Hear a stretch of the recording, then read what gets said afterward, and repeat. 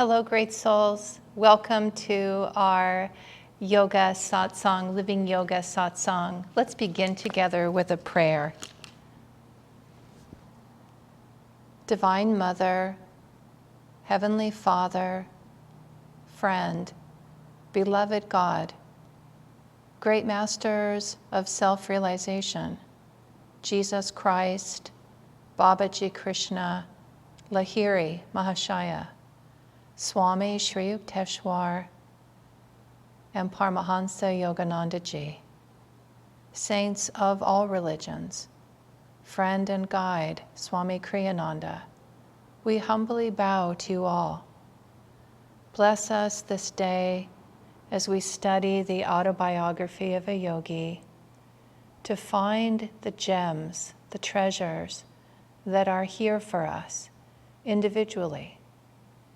Help each one of us hear the truth as we need to hear it today and be able to apply it to our journey to support us in our awakening, our remembering, our divine soul nature, allowing us and helping us to be a divine light in this world. Om, peace. Amen. Okay, great souls. So first, I'd like to share with you a few of the pieces of information from last week. If you were listening or listened to the last talk, there was the book, Your Sun Sign. Oh, I think I went out of camera view there. Sorry about that. Your Sun Sign as a Spiritual Guide. So this was written by Swami Kriyananda, and I was mentioning it in our last talk. And that can be found through Crystal Clarity Publishing and also through Amazon.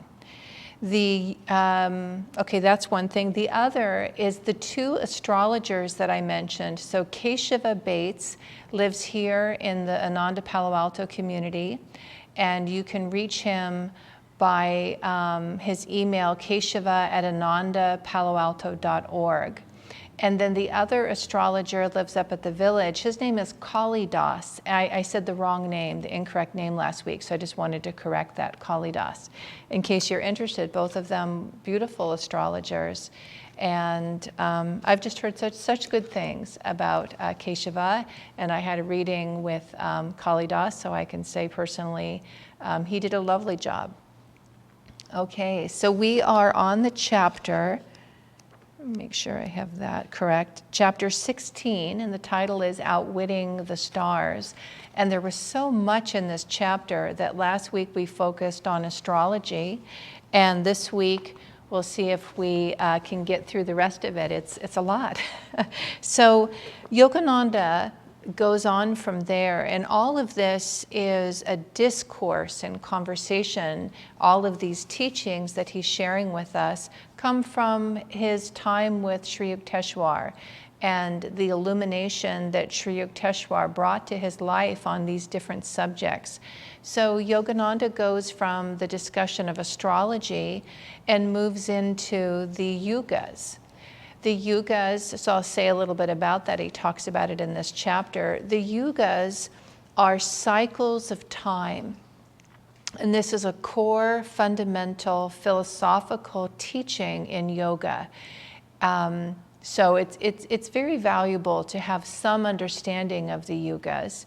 They're referred to, I would say quite often, they are referred to. So certainly they are within Ananda. We utilize the teaching of the Yugas in many different ways. So let me just give you a broad understanding of the Yugas if you haven't heard of them, or a reminder if you do know the Yugas. So what Sri Yukteswar said is that our world, and it's not just the earth, so this is all planets, all creation, moves through cycles of time, ages that are ascending ages and descending ages. The top age is Satya Yuga, and the bottom age is Kali Yuga. So it's a 24,000 year cycle. And then each section of the yugas, and I'm kind of drawing a circle because that's how we often look at them. There's a beautiful book on this if you'd like to know more. It's called The Yugas, and then there's a longer subtitle. But if you just search The Yugas, the two authors are Joseph Selby, Selbie, and David Steinmetz, Steinmetz, The Yugas. Really thick, thorough book on the Yugas. So we look at them as it's a cycle and a circle, and they influence, just as we were talking about in astrology, there are characteristics of the Yugas that dramatically influence our consciousness. And it has to do with, in terms of the power and the radiations of light, or the sun. And there is a sun that we know of, and there's also a dual sun. So I won't go into too many specifics about it, but the main point here is the closer we are to the light, the closer we are to the sun, the closer we are to our own awareness of our true soul self. And Satya Yuga is also known as truth, an age of truth. We are very advanced in terms of the mass consciousness in Satya Yuga is very highly advanced spiritually. That's the norm. Asha has told the story that she was talking to Swamiji about this at one point, asking about the yugas and what is Satya Yuga like? And he said, let me put it this way. In Satya Yuga, people who are like those at Ananda, because she could understand that, which are people seeking their own highest self. They're seeking the truth. They've dedicated their lives to awakening. So individuals like that, it's not that it would be that Ananda's in charge, but people who are dedicated to the truth and spiritual awakening are governed. They're in the role of government. They're in the role of that's the higher authority. And again, the mass consciousness is a consciousness of light. It's very, very advanced. So that's Satya, and then and the ages, we have the top and the bottom, Satya and Kali, and then descending, it goes from Satya to Treta, and from Treta to Dwapara, down to Kali, and then it ascends, and it moves through Dwapara and through Treta and back up to Satya. So we are in an ascending age. Jesus came during Kali Yuga, right before the very end of Kali Yuga. So Kali is known as, it's a dark age, and the consciousness of Kali Yuga is focused primarily in the material, tangible, physical. Truth and spiritual teachings and all of life is understood in a material way. So form is very, very important. And for one example, when we look at spirituality is much more likely to be understood through outward form, definitely dogmatism. It would be only what can be understood through the senses. So anything mystical would not be understood and wouldn't be a teaching of the day. The day would not be teachings of mysticism. When you look at the Bible, and Yogananda taught this, in Judaism they have mysticism, so many of the spiritual traditions, mysticism is there, but it's not the primary teaching because it can't be understood. So it's not that it didn't exist, and this is part of the teaching of the Yugas, is it has to do with what we're able to see. There's a story I've heard of, and apparently it's a true story, in the Native American culture when when Columbus and the ships were coming from Spain, they, one of the things that happened is that the either Native American or American, those who indigenous to this country of the United States, they had no concept of ships. And it said that the ships, those first ships came in and were able to come all the way onto the shore. Very sadly, the Spaniards saw the native, the indigenous peoples as enemies. So it was terrible, terrible karma that we have in this country, that whole experience. So, but here's the point of the story. It said that they couldn't see the ships when they first arrived because they had no concept of them. Now, I definitely can't tell you if that's true or not, but I've heard that it's true. And I've heard that it has to do with, there's other things in terms of optical illusions. So I don't want to go too far down that road, but if it's helpful, it came to mind to mention it. The Yugas reflect our state of consciousness and what we're able to see and what's difficult to perceive. Once you've experienced something, then we have this knowledge of it and a record of it. So Kali Yuga, material realm, it's considered a dark time, dark ages. And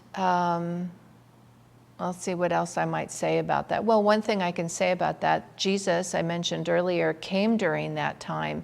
His teachings were mystical teachings. I mean, his teachings are satya, Yuga. They're actually beyond satya Yuga, which is self-realization. We actually transcend all of the yugas. So masters such as Buddha or Jesus or Yogananda, Moses. Yogananda said Moses was a master. Those who are living in a fully realized God state, they are beyond the influence of the yugas. And the same thing with astrology, which we talked about last week. That's why the title is Outwitting the Stars. So we are in these systems that influence us, and it can be beneficial to be aware of it. It gives us tools for working within that system, understanding the system, not identifying ourselves as the system. Okay, the planets affect me. There are things I can do to work with that. The yugas affect me. There are things I can do to work with that. All of us are beyond the yugas. All of us are beyond the stars. We are divine creations, which this is where the chapter moves into that, right? So it's kind of leading us from astrology into the yugas. Treta Yuga, well, let me go to Dwapara. So Kali, we're at the base now, we're moving up into Dwapara.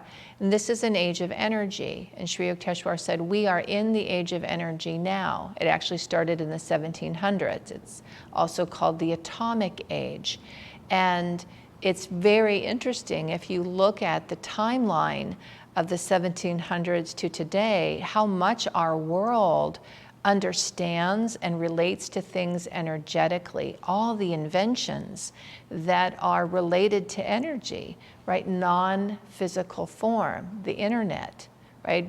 In Yogananda's day, the radio, the telephone, right? The television, like these were miraculous. Each one of those inventions, I remember VCRs, it's fun. I mean, I remember as a child, my grandparents telling stories of what wasn't there, right? Things I was taking for granted, like the telephone or the TV. And now I have things, right? that it's fun to be able to say to those that don't seem that much younger than me, but in fact they are. I will just say this, I was teaching a class the other day and there was a woman in the class. I didn't know, so I was asking one of the other teachers, she's just a lovely person, and how did she find, do you know how she found our class? And he was telling me that her son went through Living Wisdom School, all the way through Living Wisdom, which we have two Living Wisdom schools. One is kindergarten through 8th grade, and then we have a high school. And so he said her son went through the whole school and was intimating that he was in college now. And I thought, really? Is that possible? Yeah. How could she be that old? Well, he was much younger than me. So he was saying, yeah, she's old. She's 40. I think she's in her 40s. I started laughing. She looked like she was in her 20s to me. And again, it reminded me of my mom saying one time, you get to a certain age, everyone looks so young. Well, as yogis, we are deathless. We are ageless. We're not these bodies. We're not this time period that we're in. But we are in it. So Yogananda called it a dream that has its own reality. Okay, just a little side note there about journeying through life, journeying through the material realm, which we are part of, and how we relate to it. So here we are in Dwapara Yuga. I think I was starting to say, I remember when, just before videos, that you have VCR, you could have a video, I remember my dad saying to me, they're making something now that you could watch a movie at home. It's just amazing, right? Like how old that is now, but it was remarkable at the time. Like, really? You're kidding me. So it's an interesting and dynamic age. It's a very dynamic age. That dynamic energy is not easy. So we're not far out of Kali Yuga. Every time you transition from one age to another, there is a unsettled experience in that transformation. So we have very strong Kali Yuga energy that we all encounter, and Dwapara Yuga energy.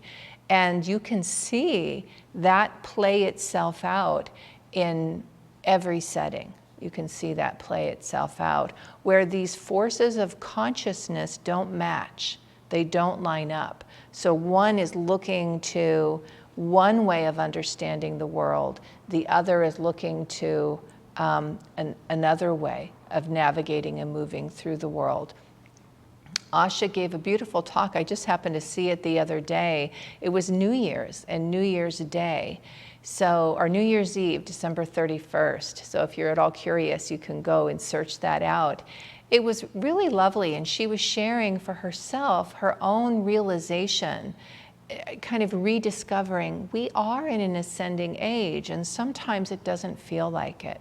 Sometimes it feels dark. It just feels all dark sometimes. Or gosh, it just doesn't feel like we're ascending. And she was talking about that. So I'll just refer you to check out that video of hers if you're interested. It was really beautiful and inspiring. And she was saying, hey, as we head into the new year, let's really hold the truth that this is an ascending time. Many people are committed to the light, many people. We had through the Sangha here a beautiful course. I think it was in December, and it was a course about all religions, which was very much Yogananda's message that truth is universal, and underlying every true spiritual path are the same principles of teaching.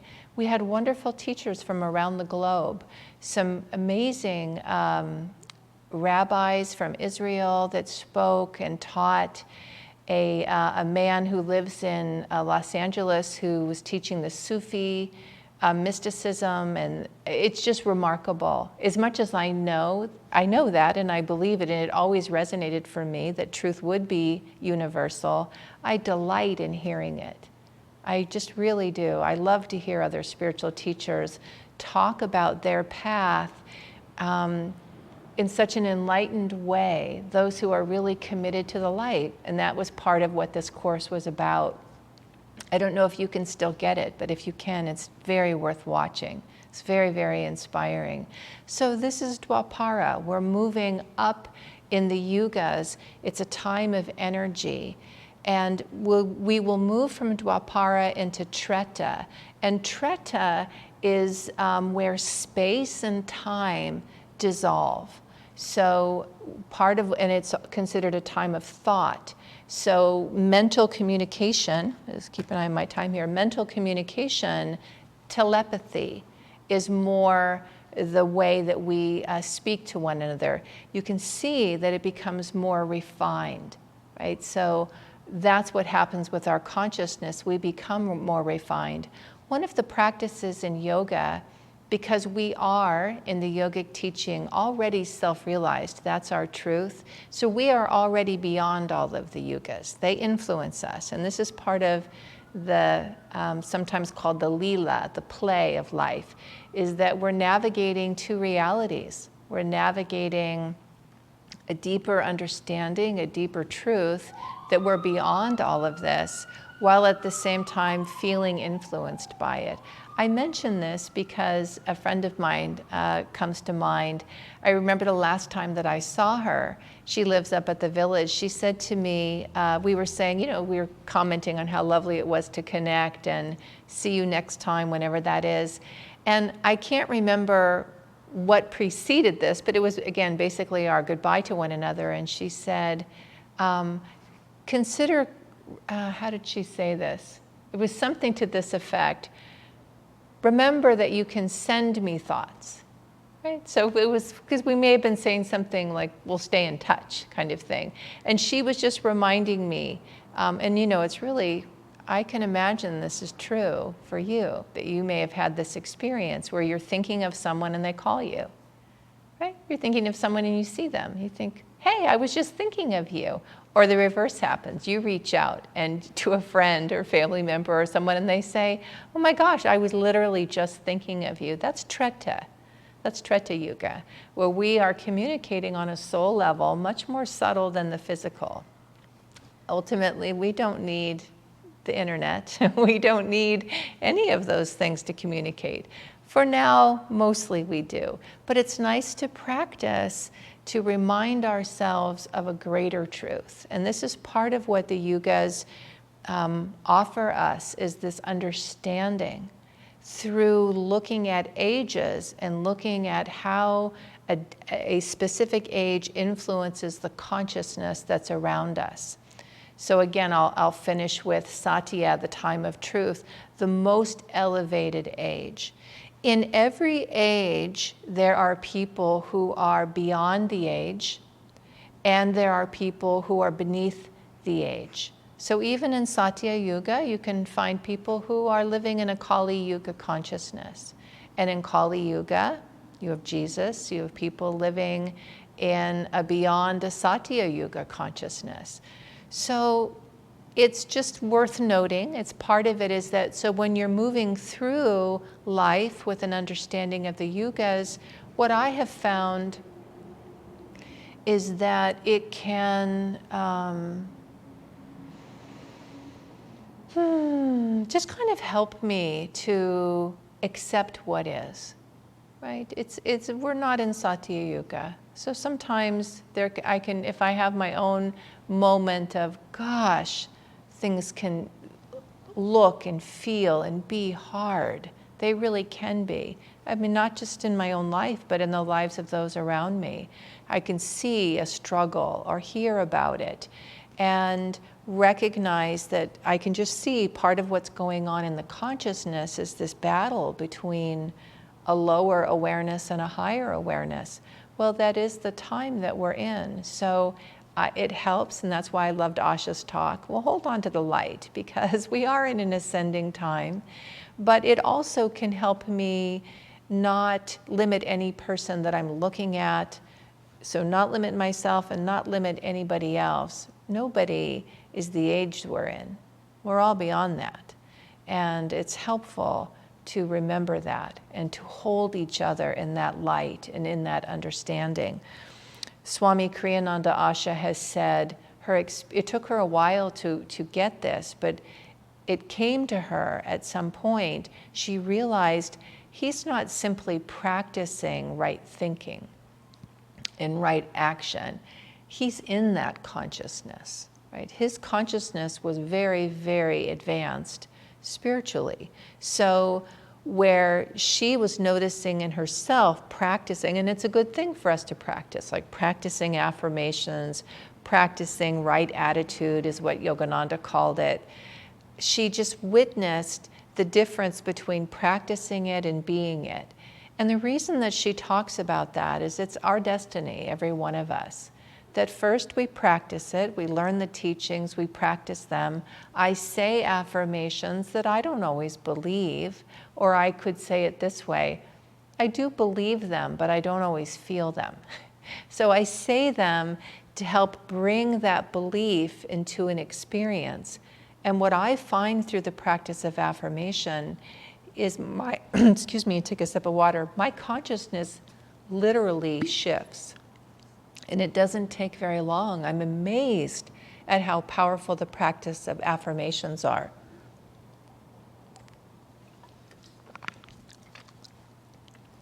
I'll say a little bit about that.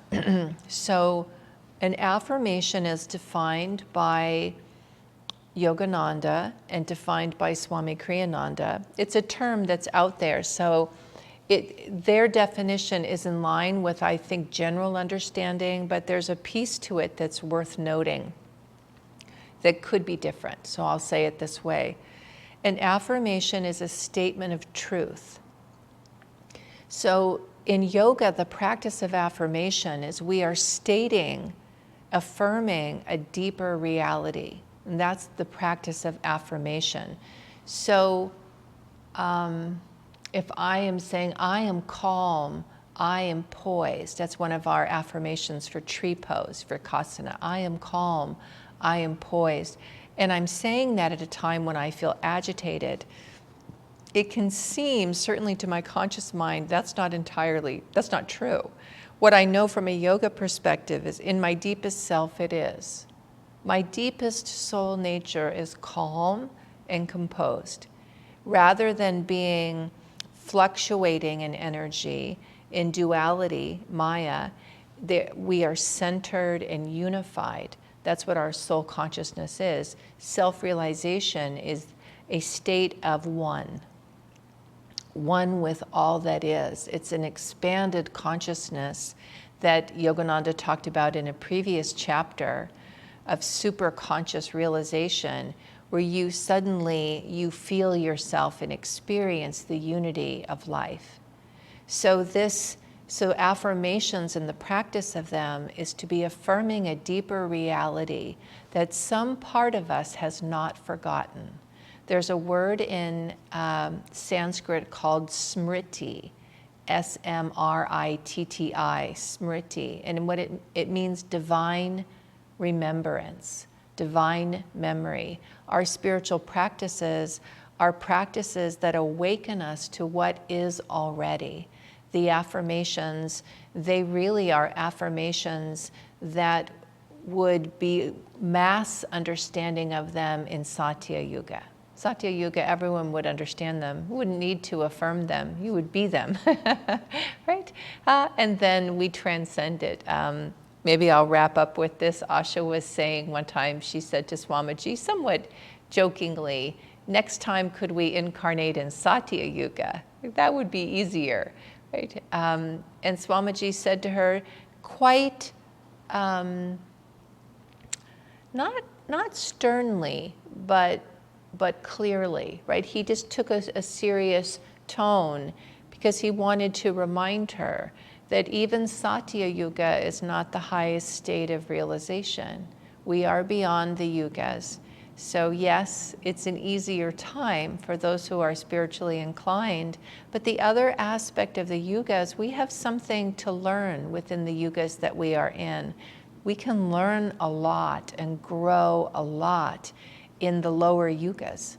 They're harder, they require more, but they also offer us tremendous opportunity to work with any aspect of ourself that isn't quite awakened to our true state of being. So I think I'll close today we'll just stay with the Yugas. We'll return to this chapter. There's more here to talk about next time. So as you move through the week, great souls, I just offer you Asha's message, a reminder. This is an ascending time. Many, many people around the globe are dedicated to the light. In their own way, they are dedicated to living from light and sharing light. So let us, each one of us, be part of that light and look for it. Look for opportunities to offer it and welcome it when it comes your way. Great to be with you today. Wishing you a beautiful day and a beautiful week.